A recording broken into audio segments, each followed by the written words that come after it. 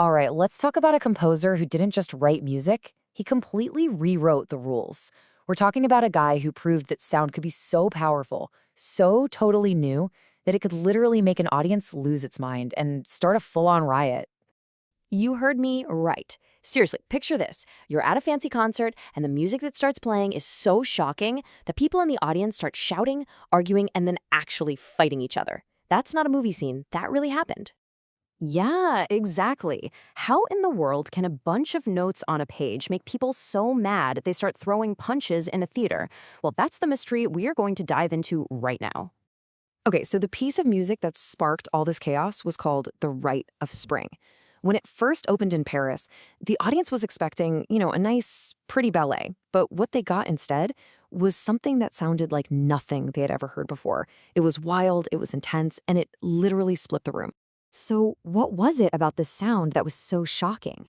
Well, forget everything you think of as classical music. This was something else entirely. It had these heavy, pounding beats that felt almost primitive. The rhythms were all over the place, completely unpredictable. And the notes themselves weren't trying to be pretty. No, they were harsh. They were clashing on purpose. Stravinsky basically took the rulebook for beautiful music and threw it out the window. So who was the mastermind behind this musical mayhem? Let's hit rewind and check out his origin story. His name was Igor Stravinsky, and believe me, he was the one who lit the fuse. Stravinsky pretty much grew up backstage. I mean, his dad was a famous opera singer, so music was literally everywhere. But, and you might have heard this one before, his parents really wanted him to be a lawyer. Classic, right? But Igor's passion was composing, so he secretly followed that dream on the side. Now, here's the most important part of his origin story. Before Stravinsky could break all the rules, he first had to master them. It's like a gamer needing to know every mechanic before they can find the glitches. He did the grind. He took piano lessons, he got a legendary mentor in the composer Rimsky-Korsakov, and he completely nailed all the traditional stuff. He learned the game inside and out.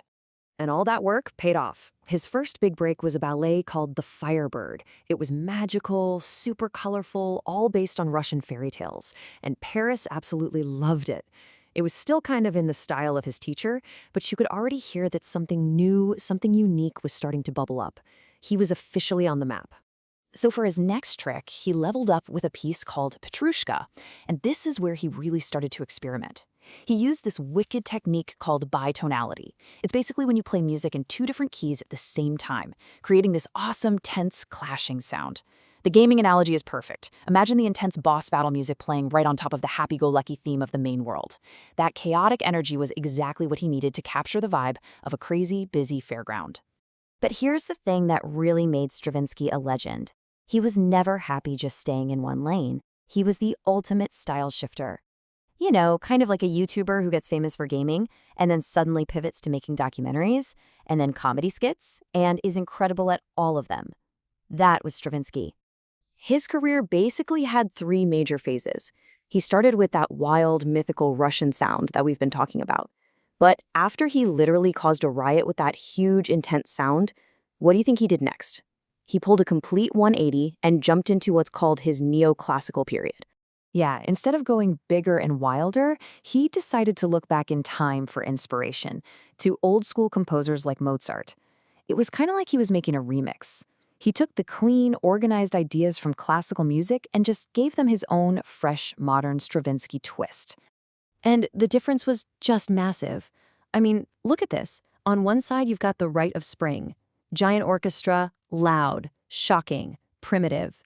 And on the other side, you've got a piece like Pulcinella. Smaller orchestra, clear, witty, and super elegant. It's like going from a heavy metal concert straight to a chill jazz club. A total reinvention. And he still wasn't done. Even when he was in his 70s and 80s, he switched it up one last time. He got into this super complex style called serialism, which is almost like making music based on a math formula. It just goes to show this guy was a lifelong innovator, always pushing himself, never happy to just coast on his old hits.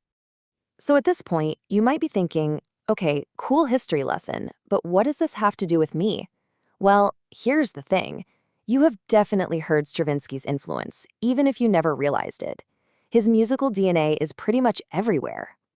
Ever seen Disney's Fantasia? You know that awesome dinosaur sequence? That's The Rite of Spring.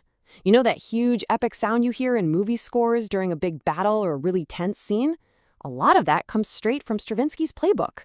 His ideas about complex rhythms even found their way into jazz and rock music.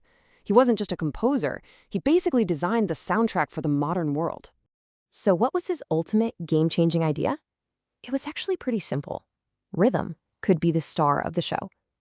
Before him, everything was about the melody, the tune you could hum. But Stravinsky proved that a powerful, driving, unpredictable beat could be just as exciting. He used rhythm to build tension and energy, and honestly, that changed everything. So if you only take one thing away from this, let it be this. Stravinsky's journey from a law student to a global icon isn't just about one crazy concert. His real legacy is about constant creativity, about having the guts to tear down your own success just to build something new, over and over again. A true artist never stops evolving. He showed the world that one person, with one bold idea, can change the rules for everyone who comes after them. So that really just leaves one question for you. In your world, with your creativity, what are the rules that are just waiting for you to break?